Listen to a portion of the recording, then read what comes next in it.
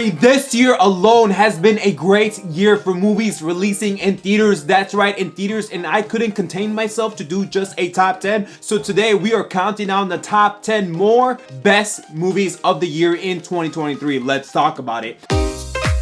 Hi, how you doing today? It's just Jess here. Hope you're having a good day. And today we are counting down the top 10 more best movies of the year in 2023. This is a part 2 to the part 1. If you haven't seen part 1, we talk about the top 10, which I'll link below so you can check it out for yourself. And then part 2, usually I do a top 10 disappointing list, but I had to switch gears this year because there was just so many movies releasing in theaters. That's right, in theaters, for me to do just a normal top 10. So today we are counting down top 20 to 11. And by the way, guys, the rules are simple.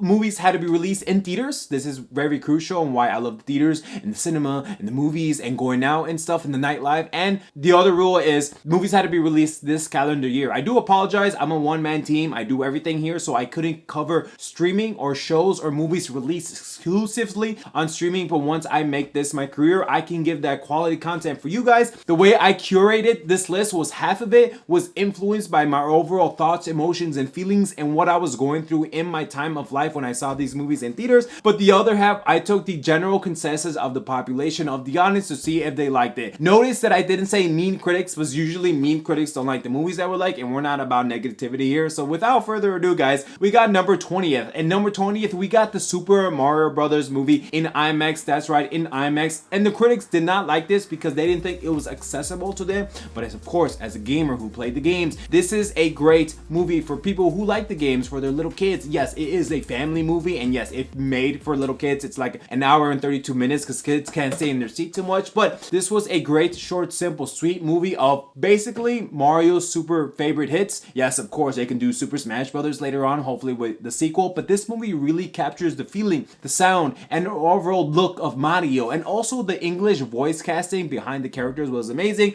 Of course, there's a lot of talk about Chris Pratt as Mario, but I didn't care about that. I cared about Princess Peach because it was perfectly voiced by Anya Taylor-Joy, who, let's be honest, she is a princess in real life. And number 19, we got The Creator, and we went to go see this in IMAX. That's right, in IMAX. I loved how this movie, they shot it with a Sony FX3 camera, which is literally a camera, a $4,000 camera. You can literally get at Best Buy. Of course, it's Hollywood, so they probably did all these gimbals and attachments to it that we didn't get. But still, I love the look of this movie when it was made for a relatively small budget, and the world they created here is great, with the humans being at the war with the AI. And of course, AI is rising now in 2023, but also in some parts of the world in the movie, AI is being embraced by the humans. And of course, you know me, I would absolutely love a girlfriend that's an AI if a human girlfriend couldn't be like faithful, loyal, and committed. But also, this is a great movie if you like cyberpunk and also futuristic settings such as like outer space and stuff, because to me, I love cyberpunk, I love futuristic and that, so really this connected with me. And of course, this movie has romance, but also a father-daughter relationship with the AI as he tries to find Maya, which is played by Gemma Chan. So there's your romance. To me, I was gushing because Gemma Chan was the girl that he wanted to be with. And number 18,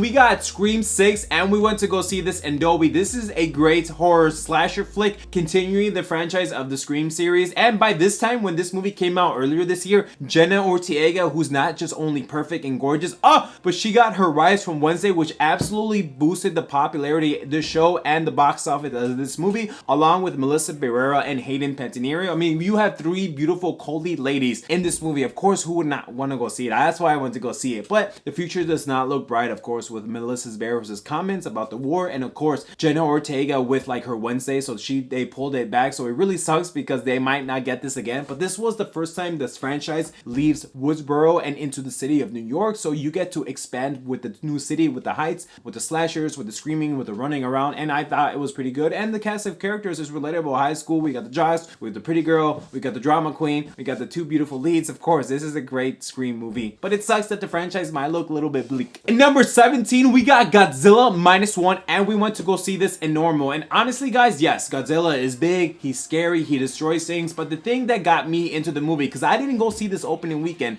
I literally doubted the people that told me to go, but I went to go see it, of course, because of YouTube and the channel and the movies. I had to go see it, and to be very honest with you, The human story is literally to die for. You have so much emotion, passion, heartwarming, and heartbreaking scenes with the characters of these relatable movie characters, because you really feel at ground zero with them, because you start at like zero with them. You don't know anything about them, and they don't know anything about each other because they're strangers. There's his daughter. What's going to happen? So to me, I absolutely felt connected with the characters, but also invested in not wanting harm or death to come upon them. And that ending, oh my gosh, dude, I did not see that coming. And number 16, we got Past Lives, and we went to go see this in Normal. Of course, when you see this movie, this has awards contenders written all over it. This is a beautifully created movie about long lost lovers trying to reunite to see if it's meant to be or not. But the characters feel fully realized, and with the writing and the acting, because the director, I think in one of her interviews, says that it's from her personal journey, so anyone can see themselves in this romance dramatic adult tale. Yes, it's very mature for like older audiences, so if you're a teenager, you might not like this because it could be a little bit slow at that point in the movie, but in no way did I feel that it took the experience away, because it was dealt with heavy dramatic dialogue scenes of what these characters were going through. And of course, let's be honest, it was emotional and heartbreaking, because these people are from Korean and from English, and trying to see it and make it work years later down the line. We're not ready all for that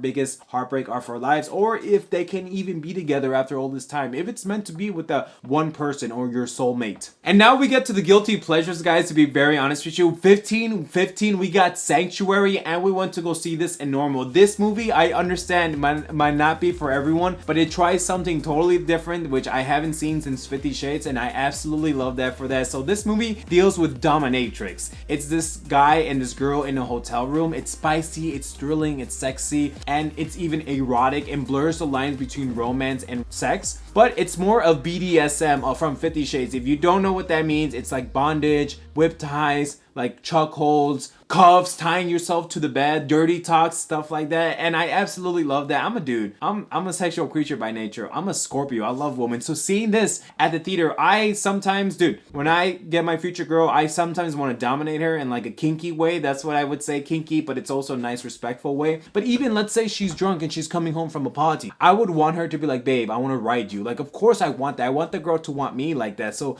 and seeing this movie, wow, dude, it's just so sexy and erotic. Like, wow, dude, like sometimes the stuff that she says to him, like dirty talk, and like he gets hard, and like they're hitting each other and they're making sex and they're having sex in different parts of the hotel room. I get it, it's very rated R-ish, but I love that because I just don't know. I mean, I love romance, but this just like wild fantasies all over the place. I want this in real life, and I'm not gonna stop until my significant other is okay with me doing some of the stuff like that. You know, I do want to whip her. I want to tie her down to the bed and be like, yo, this is me. And I love that this movie did that. So might not be for everybody, I know that. All right, we got another guilty pleasure of mine. We got 14, Sword Art Online Progressive Schedule of Deep 9. Now, if you don't know, Sword Art Online is all over my wall. We got the lovers right there, and even some of the Comic-Con toys that I bought. This was a personal favorite to me that came out in February, and I watched the whole series. I watched all the other movies. This movie shows us more of Kirito and Asuna, but following more of Asuna's story as she looks at the world of the death game that they're in this MMORPG, and even fleshes out the characters of their earlier lives, such as the level 5 boss. So it gives us deeper delve into what their life looked like earlier in their years. Anime, of course, let's be honest, it looks great on the big screen. And this movie, I cannot wait to do more progressive because I want to see more Kirito, I want to see more Asuna. It has romance, it has drama, and it has action. So this is a beautifully crafted movie. And number 13, honestly, we got Suzume, and we went to go see this in Normal. Another anime movie, of course, guys, another anime movie on here because this anime looks even better than Sword Art Online, and I know that's saying much because my heart belongs to Sword Art Online, but hear me out. Suzume looks incredible on the big screen, especially with this one. Yes, Makoto Shinkai, the director. I don't think this movie as good as Your Name, but is absolutely better than Weathering with You.